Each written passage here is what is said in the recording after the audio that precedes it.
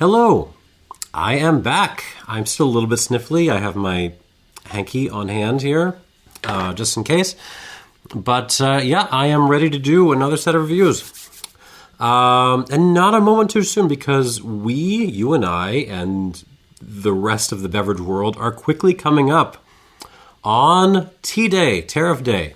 You see, the executive branch in the U.S. is about to change hands on January 20th, so less than 2 weeks from when this should be going up. And you know what? Maybe you watching maybe you're really happy about that. And cool. Thanks for watching. I hope my perspective is valuable. But the bird fact is the incoming administration has promised protectionist trade policies. They have promised tariffs. And tariffs are taxes upon, so additional costs upon, importers of foreign products that eventually almost entirely have to be passed down the food chain to the end consumer. They are essentially targeted, state-mandated inflation. That's what they are. That's how they work as a tool. And you know what? You might argue that this will be a net positive at the end, and I'm sure it will be for at least some people.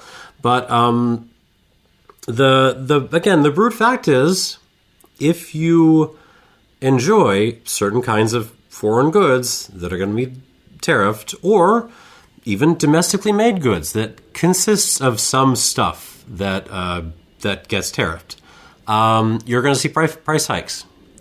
So what I've been saying for the last couple of months, if you have some non-domestic spirits, imported spirits on your wish list, now would probably be a really good time to start pulling some triggers. I'm not saying panic. I'm saying target your purchases. So what should you target first? Well, the tariffs we've been promised on day one, basically, are Mexico and Canada. And China, actually. I should really do some more China stuff. I will definitely do some more Mexico stuff. But today is Canada. And what have I got? Have I got a rye? Have I got maybe some Found North? No. We're going to do Canadian Single Malt. This is Glen Breton from Glenora Distillery in Nova Scotia, so far eastern Canada. I believe this was the first distillery in Canada to make a single malt whiskey, and of course they got in trouble for it. In fact, so we're going to review this thing, but this is going to be famous sort of beyond whether it's good or bad. This will be famous forever for the so-called Battle of the Glens between these guys and the Scotch Whisky Association, because the Scotch Whisky Association objected to them using the word Glen on the bottle. Even though I think that the region they're in they're in a region called Glenville. But apparently the word Glen is only for the Scots, and it's not okay for Nova Scotia to use it. Nova Scotia, which means New Scotland in Latin. Even though Nova Scotia is something like 30% ethnically Scottish, no one else can use the word Glen. Glen Scotia, Glenora Distillery did win that legal battle, so they're continuing to support this and or produce this. And yes, it's just always been an interesting little whiskey. I had a 10-year-old, years and years ago, one of the very first 10-year-olds I bought for a tasting. And so I'm eager to see how this does. This is their 14-year-old single malt whiskey, pot distilled. They actually got some old Bowmore stills. How cool is that? And it is bottled at 43%. I have no idea when this batch is from, say, 5-ish years ago. It may be. I don't know exactly. Cool bottle. It's a very Canadian bottle. They clearly, Canada does the packaging thing pretty well. This is kind of cool. I appreciate it. Like if you were one of the kids who kept, into your early 20s, your Magic the Gathering stuff in the little Crown Royal velvet bag, you know how cool Canadian packaging it be. Anyways, we are not here to review the packaging. We are here to review the whiskey. So, Glen Breton, Canadian Single Malt Whiskey, 43%, 14 years old. On the nose.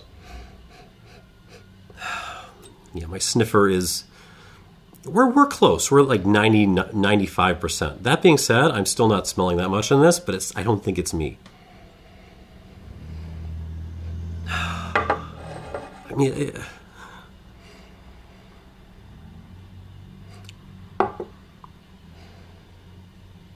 Context.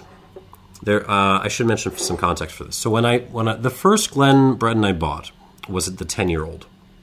This was a long time ago. I bought it for a tasting that I was running, and that bottle in itself was very, very, very old at the time that I bought it. It was just collecting dust on the shelf, and it had problems. It had balance problems. It particularly was very, very floral. It was just aggressively kind of lavendery and perfumey, and in terms of absolute quality, it wasn't very good, but it was memorable. It was memorable. Like I stuck my nose into it and said, "Oh, this doesn't smell like anything." It didn't even smell like 80s Bowmore, although that might be the closest point of connection. So that bottle is always stuck in my mind a little bit, but. Smelling this, I don't know if this one is going to stick in my mind. It doesn't smell unbalanced. It smells a little... It smells fine. It smells like a malt whiskey. There's a little bit of a porridge thing in there. Some honey. There is a floral note in there, but it's not like aggressive lavendery stuff. It's kind of a nice field flowers thing. Pear. What is that? I am almost getting a erasable marker kind of note on this. It's not bad, but it's there. Touch of vanilla.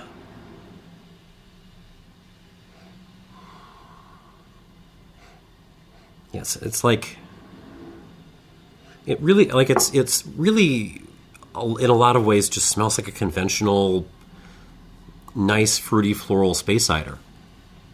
Well, really like somewhere between that and maybe like a gesture towards Balblair or something, that more kind of light Highland style. It's even got a little bit of the minerality of Balblair. Like a rock or two. But then right in the middle of it, there's like, a toddler was drawing on some cardboard with erasable markers, and that's kind of what it smells like. There's a little bit of a cardboard erasable marker note. It's not ruining it. It's just kind of there in the texture.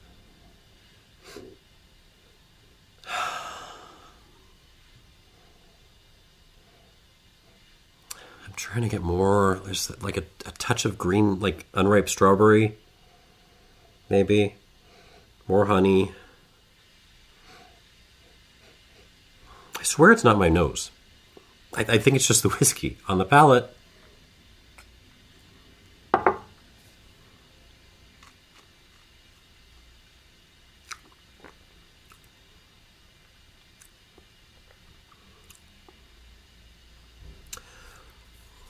Better on the palate. I think it is absolutely better on the palate, but it's still fine, is I think the way I would describe this. It just apple, pear, cinnamon stick, florals, honey, porridge. What is that? There's something herbaceous in this too.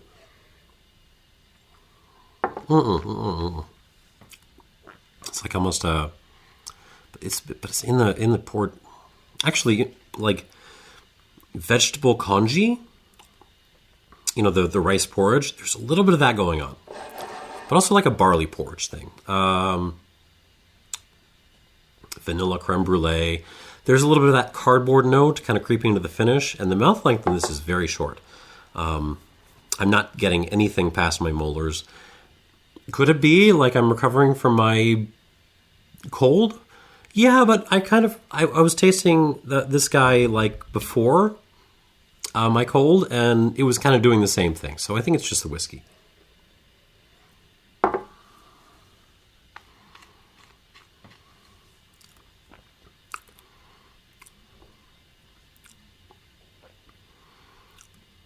Black pepper,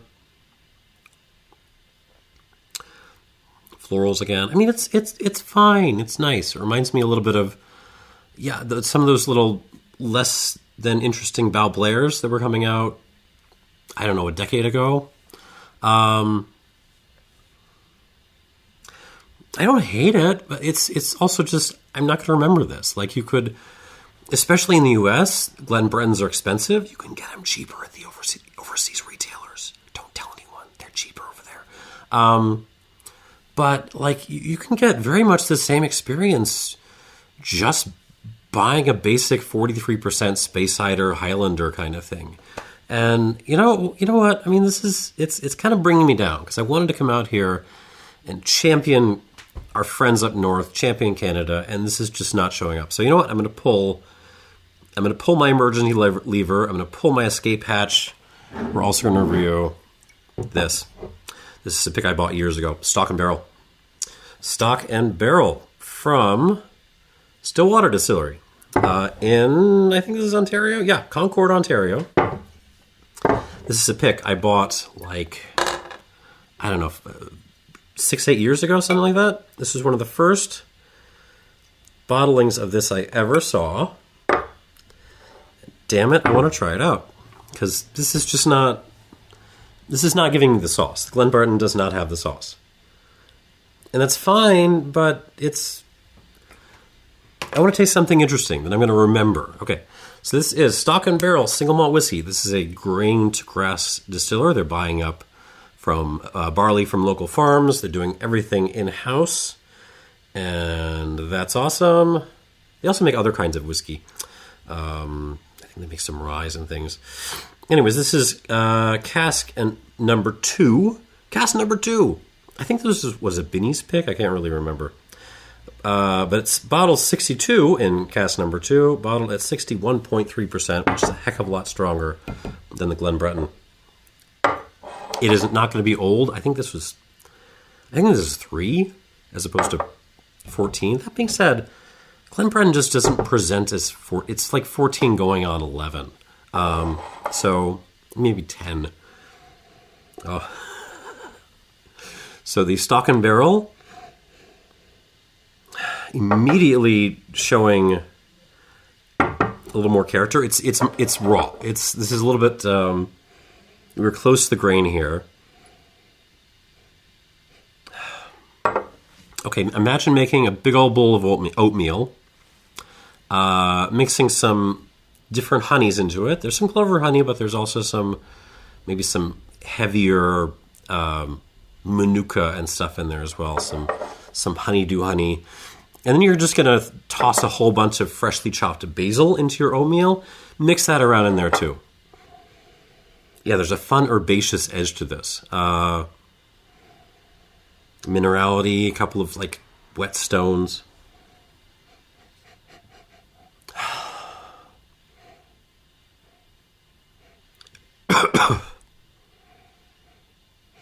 Vanilla.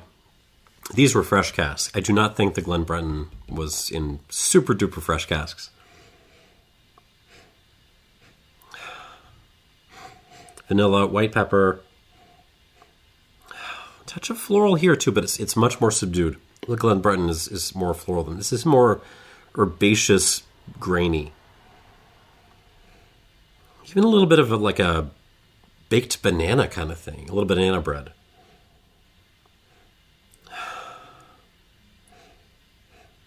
It's definitely like just also more intense on the nose. It's jumping out of the glass a little more. some of that's the strength, but I also just think they wanted just a grungier distillate, and they got it. Sorry. Yeah, it's a little rustic. It's still pretty simple, but it's definitely showing up.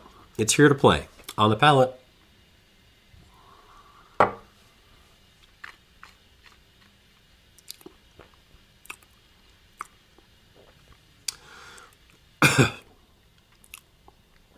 Ooh. Who needs tea when you're recovering from a cold? Jesus. A lot of what's happening on the nose is just carrying right over. You've still got your honeyed, herbaceous oatmeal, basil, a little bit of mint, almost a peppermint thing.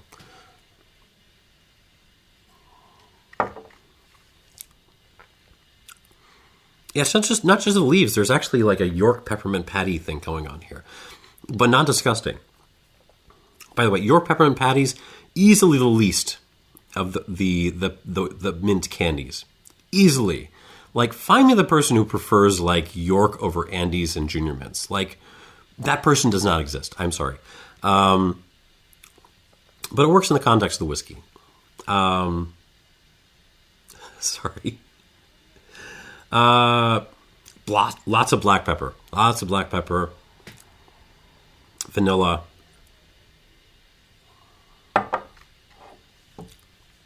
Couple of dried flowers.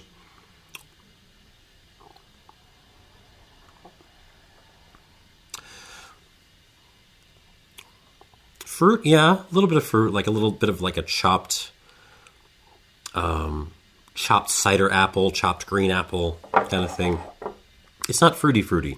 The Glen Breton actually has more fruit to it. This is more grainy honeyed.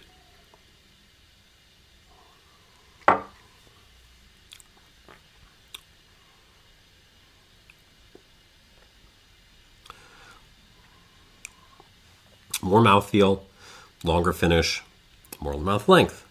Like, in terms of presence, this is just annihilating the Glen Breton. And which is kind of what you would expect, right? This is older, even though it doesn't feel that much older. But this, in terms of strength, in terms of presentation, is just burying this. So let's give this some water. We'll come back to it. 2, 3, 4. It'll take 5.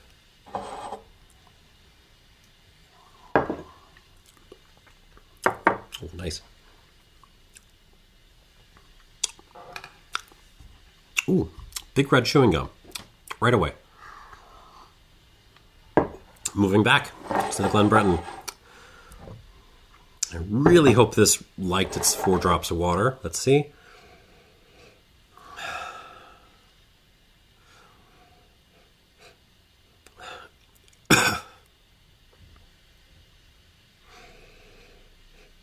Not a whole lot of change. I mean, it's pleasant. This is a perfectly nice, fine nose.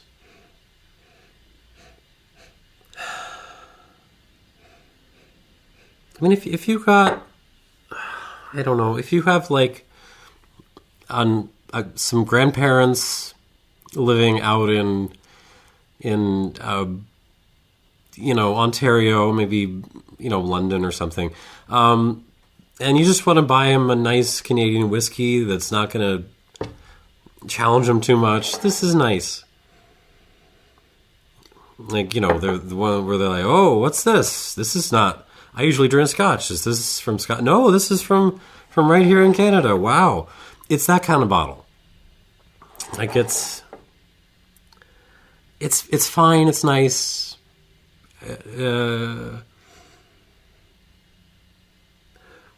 It definitely blows Glenfiddich out of the water, the basic bottlings. But I don't know what else it's going to beat. I mean, it's not kind of in the same league as most of the stuff I review on this channel, frankly. Which makes me sad. I had high hopes with this. 14-year-old Canadian single malt.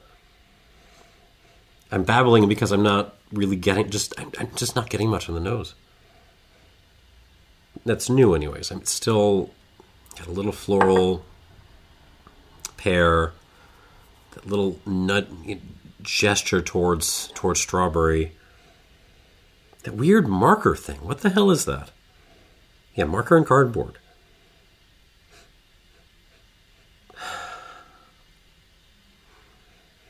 I don't know. It's a little bit like you've added some Balblair and Glenfiddich together. Maybe it's that kind of style. Touch of grassiness now on the palate.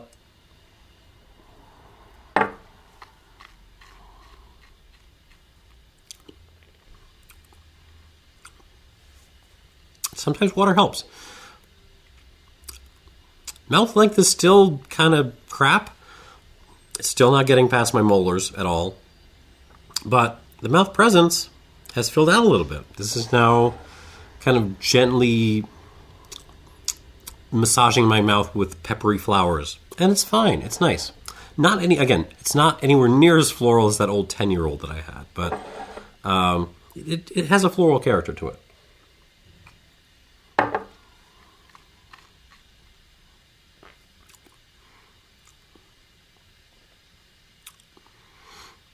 Not a long finish, not a short finish. It's fine. Everything about this is fine. Honey, pepper, fruit, floral, and a rock.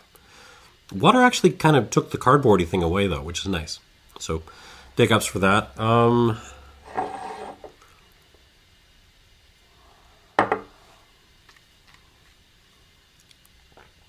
I'm playing for time. I don't know what else to say about this. It's fine. It's fine. If you really want a Canadian single malt and you see this on the shelf and it's reasonably well priced, why not? Score-wise,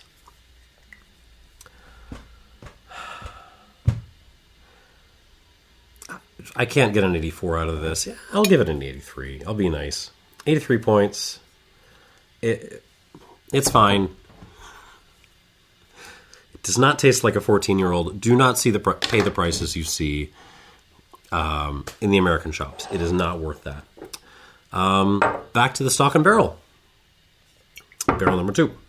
You're not going to be able to buy this anymore, but you should see similar stuff from them. In fact, it should be better because it should be older. Again, this must have been 2016, 2017, somewhere in there I grabbed this. And I popped it just for this review because I wanted something else to talk about.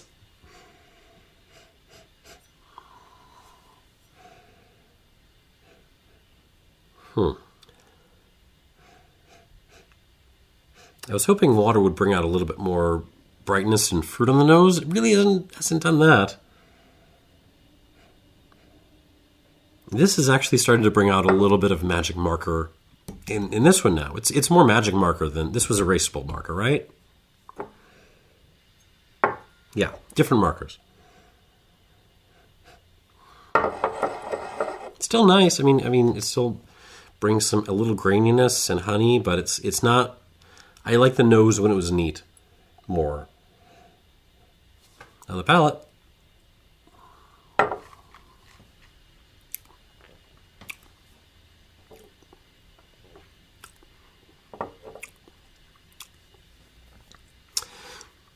A lot of it's oatmeal, it's basil and mint, and big red chewing gum. One of my favorites growing up. I'm not sure if you were if you're a big red fan, post in the comments below.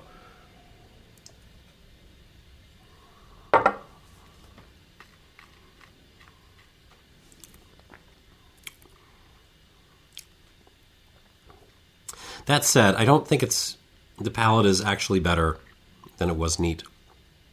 In fact, the pepper has kind of gotten a little bit out of control. It's not bad. It's still very drinkable. Yeah, it's now especially as I'm having more of it, the black pepper and the cinnamon are really kind of just a little bit too aggressive in my mouth.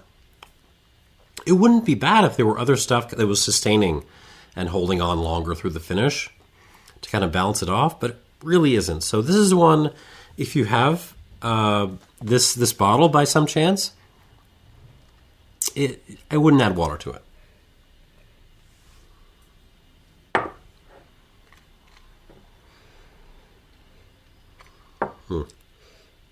Now I'm getting more cinnamon on the nose. Okay.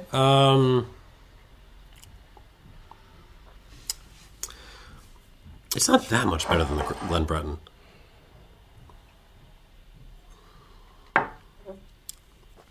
No, it is better though. I mean, a lot of it is structure. Like this just has more mouth presence to it. Period. Done. But I am going to dig in a little bit. 84 minus, maybe? No, I'll just do it like it's flat 84. I was thinking about doing like an 85 with this. Going through it neat, but no, I'll knock. It's like an 84 plus that's been knocked back to an 84, if that makes sense. It's like an 84 plus minus. Never mind. It's an 84. And yeah, there you have it. Don't think the closeness in scores fully reflects this, because the Glen Breton, it's fine, but it's just not very memorable. Like, this is one for grandparents. This is one for, your uncles who are expats and who would be delighted to see a bottle of single malt from Canada. It's that kind of product. This is more serious. It's young, it's raw, it's rough. But it kind of works, even despite all that. So 83 points for the Glen Breton 14, 84 for the Stalk Barrel 2, if you still see it. And yeah, that is it. More imported spirit reviews to come soon. Thanks for watching, and cheers.